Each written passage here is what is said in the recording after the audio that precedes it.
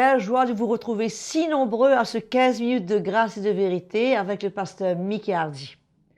Aujourd'hui, je vous ai réservé un très beau cantique d'adoration qui s'intitule « Ta fidélité est grande ». Donc sans plus tarder, je vous invite à vous joindre à moi et ensemble que nous puissions louer le Seigneur. Ta fidélité est grande, ta fidélité est incomparable.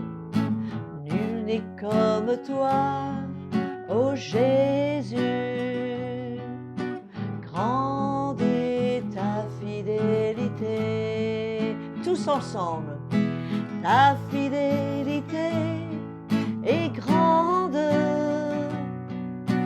Ta fidélité est incomparable. Nul n'est comme toi, ô Jésus. Grande est ta fidélité. Grande est ta fidélité. Alléluia, n'est-ce pas? Que grande est sa fidélité. Le moment est venu maintenant pour la parole de Dieu et aujourd'hui, toujours dans cette fameuse série des déclarations des apôtres, le pasteur Mickey Hardy va aborder le sujet qui est traité dans 1 Timothée chapitre 5 versets 19 à 21, un sujet très très important et très délicat où l'apôtre Paul nous dit « Ceux qui pêchent, reprends-les ». Donc, c'est une chose certaine que parmi les frères et les sœurs, il y a ceux qui pêchent, il y a ceux qui tombent, qui passent par des moments de faiblesse, mais comment les reprendre? Est-ce qu'on peut les reprendre de n'importe quelle façon? Donc, je pense que le Seigneur nous donne des directives très claires à ce sujet. Donc, sans plus tarder, écoutons le pasteur Mickey Hardy et je suis sûr que nous aurons beaucoup à apprendre dans cette session. Que le Seigneur vous bénisse et je vous retrouve tout de suite après. Bonjour et bienvenue à tous sur notre programme 15 minutes de grâce et de vérité. Après avoir loué le Seigneur un instant, quelques minutes, avec la sœur Audrey, nous voilà prêts maintenant pour écouter ce moment d'encouragement, d'édification pour chacun d'entre nous. Je crois que dans ces derniers temps, nous avons tellement besoin d'être éclairés, de comprendre la parole de Dieu, que le Seigneur puisse nous conduire et nous guider, parce que souvent on peut prendre des chemins et des routes qui ne sont pas selon le cœur du Seigneur, selon l'esprit de l'Évangile. Donc nous voilà, nous parlons encore sur les déclarations des apôtres. Et nous allons tout de suite tourner dans la parole de Dieu, dans la première épître de Paul à Timothée, première épître de Paul à Timothée, au chapitre 5. Chapitre 5, nous allons lire 3 versets. Alléluia. 3 versets. Verset 19. Ne reçois point d'accusation contre un ancien, si ce n'est sur la déposition de 2 ou de 3 témoins. Ceux qui pêchent, reprends-les devant tous, afin que les autres aussi éprouvent de la crainte. Je te conjure devant Dieu, devant Jésus-Christ et devant les anges élus, d'observer ces choses sans prévention et de ne rien faire par faveur. Alléluia. Voilà un texte qui devrait nous parler.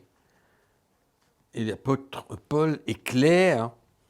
Il nous dit que ne pas recevoir une accusation contre un ancien, à moins que cela vienne de 2 ou de 3 témoins. Témoins oculaires, témoins de certaines choses dont il ou elle a vu. c'est trop facile que quelqu'un vienne et porte une accusation contre un ancien. Il peut même l'inventer s'il a un problème avec cet ancien. Il peut même venir porter un mensonge, porter quelque chose qui n'a pas eu lieu, qui n'existe pas. C'est pourquoi c'est très important qu'on ne se base pas sur le témoignage d'une seule personne. Et il se peut que cette personne qui vient témoigner, qui vient accuser un ancien, il se peut que cette personne en parle aux autres. Et c'est là souvent que vient le dégât. Très important.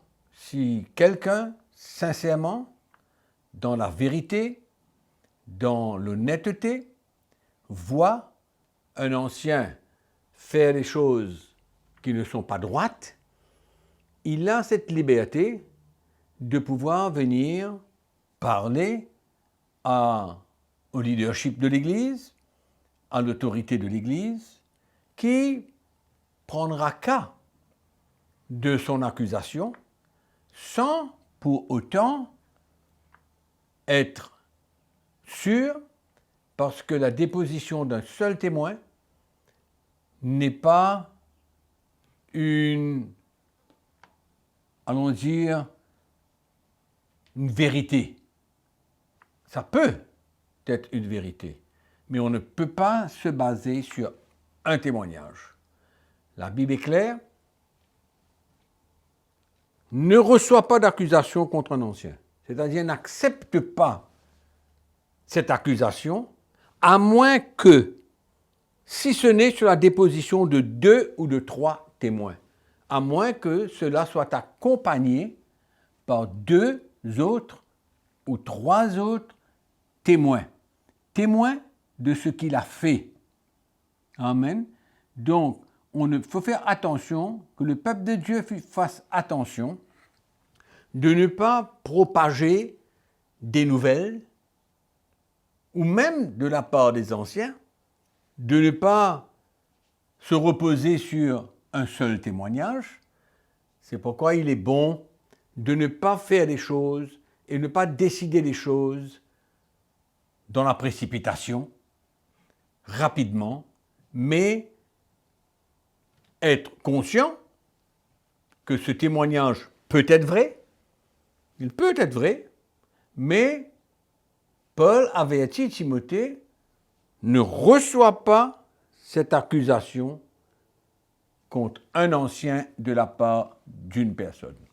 C'est très important aujourd'hui, parce que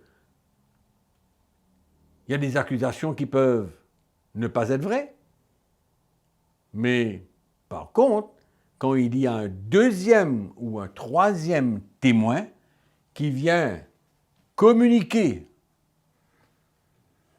la même chose, alors le leadership et l'autorité de l'Église doit prendre cela au sérieux.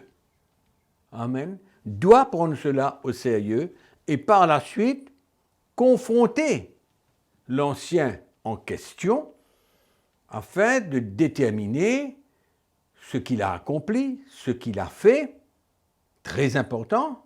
Amen. Et donc, l'apôtre Paul nous avertit les chrétiens, avertit Timothée, nous avertit de ne pas se précipiter quand il y a une accusation d'une seule personne envers un ancien. C'est très important de considérer cela et de ne pas propager quelque chose, que ce soit vrai, qu'il l'a vu, que ce témoignage soit vrai, ou qu'importe le cas, il ne faut pas que cette personne qui est témoin aille communiquer cela à gauche ou à droite avec des frères et des sœurs pour aggraver la situation. Ce n'est pas nécessaire. Pourquoi je dis ça? Parce que souvent les chrétiens sont les premiers à partager des nouvelles. On peut partager des bonnes nouvelles, hein, mais ne pas juste communiquer quelque chose sans que la chose soit confirmée. Amen. Et même cela, même si la chose est confirmée, et Paul dit, ceux qui pêchent, reprends-les devant tous les autres anciens. Il faut reprendre cet ancien qui a péché. Très important de ne pas laisser ça dans les oubliettes, mais de communiquer avec cet ancien, de le confronter devant tous.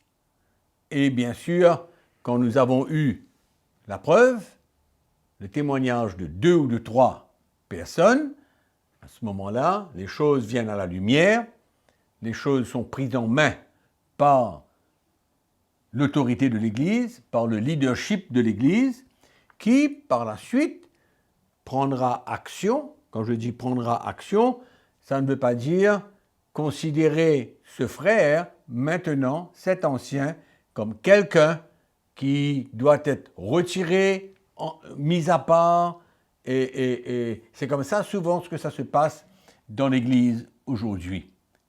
C'est que l'ancien qui a péché, il n'a pas de porte de sortie. Son péché le condamne, son péché, par exemple, l'enlève du ministère, mais non, ce n'est pas comme ça que nous avons besoin de gérer cette situation. Non, on a besoin de parler au frère, on a besoin de lui dire, écoute, voilà ce que tu as fait, et s'il y a une vraie repentance dans son cœur, et qu'il obtient le pardon de la part du Seigneur, cette même chose, ce même péché a été lavé par le sang puissant de Jésus-Christ, et ce n'est pas à nous, le leadership, ou aux chrétiens, de continuer de voir le frère selon ce qu'il a fait ou accompli. Maintenant, c'est très important ce que je viens de dire, parce qu'on peut croire maintenant que l'ancien a péché, il faut mettre une croix sur lui, il n'a plus le droit de faire rien, mais ce n'est pas du tout ça que l'apôtre Paul est en train de dire. Même on peut voir ce que David a fait. Dieu ne l'a pas mis une croix sur lui, Dieu ne l'a pas abandonné, Dieu ne l'a pas mis à part. Non, bien au contraire. C'est pourquoi, encore une fois, on a besoin de comprendre le pardon de Dieu. Et alors, par la suite, que fera l'ancien? Bien sûr que pendant un temps, pas un temps déterminé, mais ce qui est important pour lui, c'est qu'il y ait de la repentance. C'est ça la chose importante pour lui. Ce n'est pas le temps qu'il a besoin d'arrêter de servir le Seigneur, de prêcher la parole de Dieu. Non, ça c'est quelque chose, parce que quand un ancien passe par cette expérience, il y a un brisement dans son cœur. Lui-même, il va ressentir certainement qu'il a besoin de se mettre un petit peu en retrait, jusqu'au moment où dans son cœur, il aura traversé ce moment, ce brisement dans son cœur, et il reprendra le service du Seigneur sans aucun problème. Sans aucun problème. Il n'y a pas de péché que Dieu ne peut pas pardonner. Donc, il faut faire bien attention à la manière que nous voyons les choses, que nous analysons les choses et que nous agissons par rapport à une faute, un péché qu'un ancien a commis. Alors, c'est très important de comprendre cela, parce qu'autrement, les choses peuvent aller très très vite et le frère peut être, allons dire, jugé par le peuple, jugé par l'autorité de l'Église. Ce n'est pas une question de jugement, c'est une question de permettre à Dieu de restaurer le frère. Alléluia. Amen. Donc nous allons arrêter là, et je pense que c'est assez clair, et que le Seigneur puisse vous aider, et que le Seigneur, par sa grâce, puisse continuer à nous éclairer. Amen. En attendant la prochaine session, n'oubliez pas que nous vous aimons. C'est sûr que c'était un sujet très délicat à traiter, mais comme nous avons pu entendre, la repentance est une clé. Et bien sûr, sans la loi, dans un esprit de grâce, mais l'important, c'est quoi? Mes frères et sœurs, c'est que le Seigneur puisse restaurer ses frères et ses sœurs qui ont passé par des moments difficiles.